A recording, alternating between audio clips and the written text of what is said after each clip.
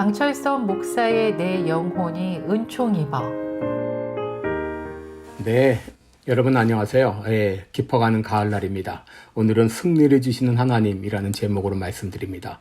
욥기 5장 7절을 보면 인생은 고난을 위해서 났다 그랬는데 이 말씀대로 우리의 삶은 쉽지 않습니다. 올해를 돌아봐도 참 많은 어려운 일들이 있었습니다. 질병으로 고통을 당하고 또 경제적으로 어려움을 당하고 가까운 분들의 죽음을 당한 분들도 있습니다. 참 이런 어려움을 당할 때 우리들은 하나님께 호소하죠. 하나님은 그때 어디 계셨나요? 하나님은 뭘 하고 계셨나요? 여러분 시편 68편은 다윗이 법궤를 예루살렘으로 옮길 때 있었던 사건입니다. 그때 이 다윗은 얼마나 기뻤는지 자신의 바지가 벗겨지는 것도 모른 채 춤을 추었다 그랬습니다. 바로 그러므로 오늘 우리가 읽은 시편은 찬양시인데 동시에 장대한 서사시이기도 합니다. 다윗은 오늘 본문에서 출애굽 사건과 이스라엘 광야 40년의 삶을 언급하면서 하나님이 어떤 분인가를 소개하고 있습니다. 첫째, 다윗이 소개하는 하나님은 앞서 행하시는 하나님이십니다. 7절을 보시면 하나님이여 주의 백성 앞에서 앞서 나가사 광야에 행진하셨을 때에 라고 말합니다. 여러분, 우리 하나님은 우리 앞서 행하시는 하나님이십니다. 시편 23편 1절에도 여호와는 나의 목자시니 내가 부족함이 없으리로다 했는데 하나님은 나의 목자가 되사 내 인생길에 앞서 행하시고 나의 갈 길을 인도하시는 하나님이십니다. 여러분, 그럼에도 우리 삶에 문제가 발생하는 이유는 무엇일까요? 이것은 하나님보다 내가 앞서 행하기 때문입니다. 하나님의 뜻을 따르기보다도 내 뜻을 고집하기 때문입니다. 그럴 때 하나님은 소극적으로 우리가 하는 일을 막지 않으시기도 하고 적극적으로 징계할 때도 있습니다. 예레미야가 3장 33절을 보면 하나님이 인생으로 고생하고 근심하게 하심이 본심이 아니시로다 라고 말했습니다. 여러분, 지난주 독일 연방의회에서 자기 성별을 스스로 결정해 바꿀 수 있게 하는 성별 등록 자기결정법이 통과가 되었습니다. 여러분, 생물학적 성에 관계없이 내 스스로 성을 선택할 수 있다고 하는 것이죠. 여러분, 저들이 얼마나 고생을 하려고 저런 결정을 하는지 이렇게 가다 보면 독일이 망하는 것은 시간 문제입니다. 미국도 그동안 성 정체성에 대해서 얼마나 많은 도전과 위협을 받아왔습니까?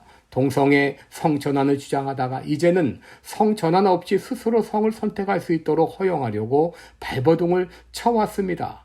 그런데 하나님은 이 미국을 외면하지 않고 사랑하는 성도들의 기도를 들으시고 또 이 대통령 선거를 통하여 미국이 망하지 않도록 막아주셨습니다. 여러분, 우리 하나님은 우리 앞서 행하시며 우리 앞길을 인도하시는 하나님이십니다. 오늘 하루를 시작하면서 목자 되신 주님, 내 앞길을 인도해 주옵소서. 겸손히 주님의 뒤를 따르겠습니다. 기도하며 하루를 시작하시기 바랍니다. 둘째, 하나님은 구원의 하나님이십니다. 19절 20절에 보시면 날마다 우리 짐을 지시는 주, 곧 우리의 구원이신 하나님을 찬송할지로다. 하나님은 우리의 구원의 하나님이시라. 사망에서 피함이 주 여호와께로 말미암거니와 라고 했습니다. 여러분, 우리 하나님은 구원의 하나님이십니다. 하나님은 우리를 죄와 사망에서 구원해 주셨습니다. 예수 믿기 전 우리들은 죄와 허물로 죽었던 상태였고 사단과 죄에게 종로로 됐던 상태였죠. 그런데 예수님께서 대속의 죽음을 통해 우리를 구원해 주셨습니다.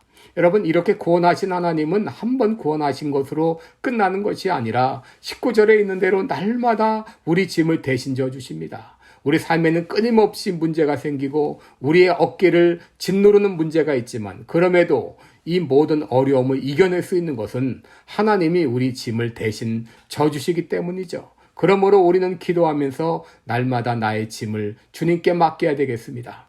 다윗이 어려움을 당했을 때 어떻게 기도했습니까? 1절과 2절에 보시면 하나님은 일어나사 원수를 흩으시며 주를 미워하는 자로 주의 앞에서 도망하게 하소서. 연기가 몰려감같이 저희를 몰아내소서. 불 앞에서 밀이 녹음같이 악인이 하나님 앞에서 망하게 하소서라고 기도했습니다.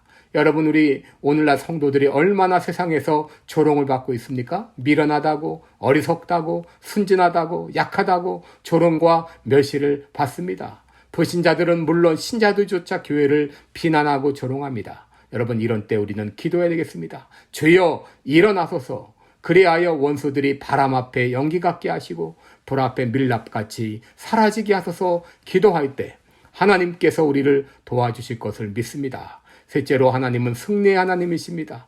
하나님은 다윗의 기도를 들으시고 승리를 주셨습니다. 11절 12절을 보시면 주께서 말씀을 주시니 소식을 공포하는 여자가 큰 무리라. 여러 군데의 왕들이 도망하고 도망하니 집에 거한 여자도 탈취물을 나누도다 라고 했습니다. 여자들이 어떤 소식을 전하고 있나요? 여러 군데의 왕들이 도망갔다더라. 집에 거하는 여자들도 탈취물을 나눈다 하더라.